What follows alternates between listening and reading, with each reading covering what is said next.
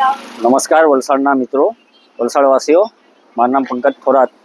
એમ તો હું મિત્રો કોઈ વિવાદમાં પડતો નથી, બટ આ વલસાડના હિત માટેનો વિડીયો છે, તેથી મારે આ વિડીયો બનાવવાની જરૂર પડી. મિત્રો, આજથી 1 વર્ષ પહેલા આ બિક્કીવાડાનો એક કોન્ટ્રાક્ટર સાથે ઇન્ટિરિયરને લઈને કંઈ બબાલ થઈ હતી.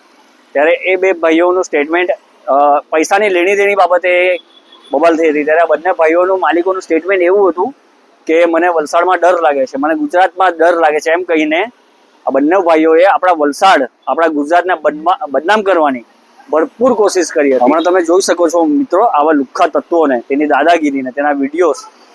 અકેલા કાફી છું, અકેલા. ભાઈ સીધો બેસજે. મિત્રો, જે તે સમયે આપણી વલસાડની પ્રજાએ આ બે ભાઈઓને ખૂબ જ સપોર્ટ કર્યો હતો. એમના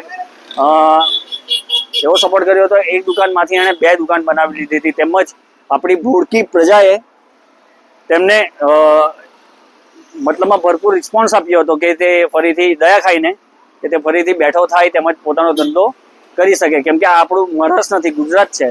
અહીંયા કોઈ પણ જાત હોય, સમાજ હોય કે કોઈ પણ હોય, અહીંયા કોઈ પણ ધર્મ જાત બાબત કોઈ મારામારી થતી નથી, કંઈ ઝઘડો થતો નથી.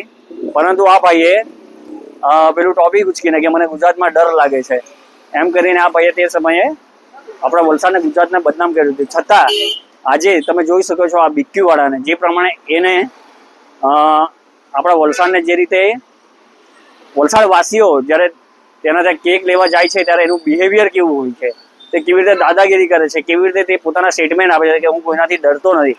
તો હું એટલી જ રિક્વેસ્ટ કરીશ આપણા વલસાડવાસીઓને કે આવા લોકોને ભાઈ બહાર કાઢો.